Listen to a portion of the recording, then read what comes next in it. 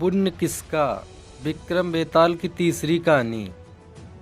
Friends, इस post में हम विक्रम बेताल की तीसरी कहानी शेयर कर रहे हैं।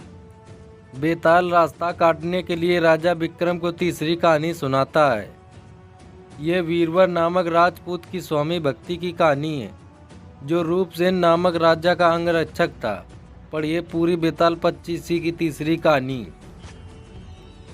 बहुत समय पहले रूपसेन नामक राजा वर्धमान नगर में शासन किया करता था। एक दिन उसके दरबार में एक राजपूत आया। उसका नाम वीरवर था। उसने राजा से कहा कि उसे वह अपने अंगरक्षक के रूप में रख ले। राजा ने पूछा, इसके प्रतिफल में तुम क्या लोगे? वीरवर बोला, महाराज, मैं प्रतिदिन 1000 तोले सोना लूंगा। राजा चकित रह गया। उसने पूछा, तुम्हारे परिवार में कौन कौन है? वीरवर ने उत्तर दिया, पत्नी, एक पुत्र और एक पुत्री। मात्र 4 लोगों के परिवार के खर्च के लिए 1000 तोला अधिक था। फिर भी राजा ने वीरवर की मांग स्वीकार कर उसे अपना अंगरक्षक रख लिया। राजा ने कोषाध्यक्ष को आदेश दे दिया कि वीरवर को प्रतिदिन 1000 तोले सोना दे दिया करे। उस दिन के उपरांत से वीरवर जब आवश्यकता हो राजा की सेवा में उपस्थित रहता, पूरी रात उसके कक्ष में उसकी रखवाली करता। इसके बदले प्रतिदिन उसे 1000 तोला सोना मिल जाया करता था। उसमें से आधा हिस्सा वह ब्राह्मणों में वितरित कर देता, शेष हिस्से के 2 भाग करता। एक भाग सन्यासियों, वैरागियों और अतिथियों में बांट देता और दूसरे हिस्से से भोजन तैयार करवाकर पहले परिवार के लोगों को भोजन करवाता, फिर स्वयं भोजन करता। इसी तरह दिन व्यतीत हो रहे थे। एक रात राजा को किसी के रोने की आवाज़ सुनाई पड़ी। राजा ने वीरवर को आदेश दिया, जाओ पता करके आओ कि कौन रो रहा है।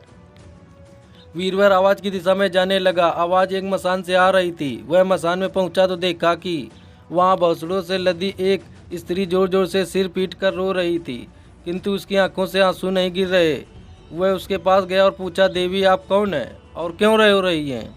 स्त्री ने उत्तर दिया, मैं राजलक्ष्मी हूँ। मैं राजा रूपसेन के दुर्भाग्य पर रो रही हूँ। कुछ दिनों बाद मैं उसका महल छोड़कर चली जाऊंगी, क्योंकि वहाँ धर्म के कार्य हो रहे हैं। वह दरिद्र हो जाएगा और दुखी राजा 1 माह के भीतर ही मर जाएगा। देवी, इसके बचने का क्या कोई उपाय है? वीरवर ने पूछा। राजलक्ष्मी बोली, हाँ है। पूर्व दिशा में जंगल में देवी का एक मंदिर है। यदि तुम वहाँ अपने पुत्र का शीश चढ़ा दो तो राजमहल पर दरिद्रता का साया नहीं पड़ेगा और वह 100 वर्ष की आयु तक जीवित रहेगा। उसके बाद वीरवर अपने घर आया और सोई हुई पत्नी को जगाकर सारी बात बताई। उसके पुत्र की आंख भी खुल गई थी। उसने भी सारी बात सुन ली। वह उठकर बैठ गया और अपने पिता से बोला, पिताजी, आप निसंकोच मेरा शीश काटकर देवी के मंदिर में चढ़ा दीजिए। आपकी हर आज्ञा सिरोधार है। उस पर अपने राजा के काम आना और देवी के समक्ष अपने प्राण न्यौछावर करने से बड़ा कौन सा पुण्य होगा? वीरवर ने अपनी पत्नी से पूछा तो वह बोली, अपने पति की हर आज्ञा का पालन करना पत्नी का धर्म है। आप जो भी निर्णय लेंगे मेरी सहमति उसमें होगी। उसके बाद बिना किसी विलंब किए चारों जंगल के मंदिर पहुँचे। वहाँ हाथ जोड़कर चारों देवी माँ की प्रतिमा के सामने खड़े हो गए। वीरवर बोला, देवी माँ, मैं अपने पुत्र का शीश तुझे समर्पित करता हूँ। मेरे राजा को 100 वर्ष का जीवन प्रदान करे।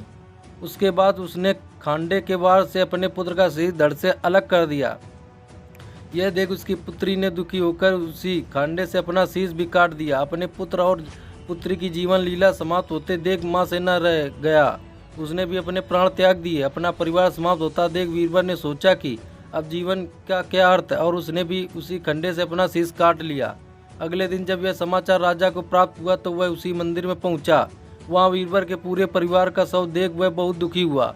वह सोचने लगा कि उसके कारण उसकी प्रजा के चारों लोगों ने अपने प्राण त्याग दिए। इससे राजा होने का क्या लाभ? वह अपनी तलवार से अपना शीश काटने को तैयार हुआ। तभी देवी माँ प्रकट हुई और उसे रोककर बोली, राजन, रुक जाओ, अपने प्राण मत दो।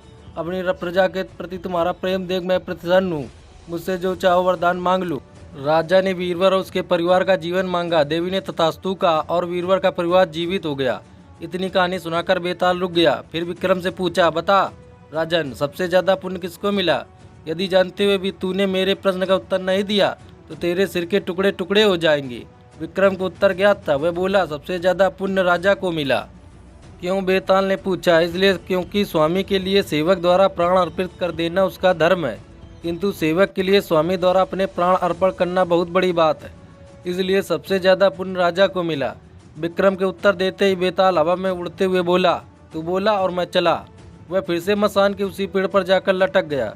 विक्रम भी उसके पीछे पीछे मसान तक गया और उसे पेड़ से उतारकर अपनी पीठ पर लाद लिया। उसने फिर से यात्रा प्रारंभ की और बेताल उसे नई कहानी सुनाने लगा। अगली कहानी अगले भाग में। फ्रेंड्स, आपको विक्रम बेताल की तीसरी कहानी कैसी लगी? आप अपने कमेंट के द्वारा हमें अवश्य बताएं। विक्रम बेताल स्टोरी पसंद आने पर लाइक और शेयर करें। ऐसे ही अन्य हिंदी कहानियाँ पढ़ने के लिए हमें सब्सक्राइब कर ले। धन्यवाद।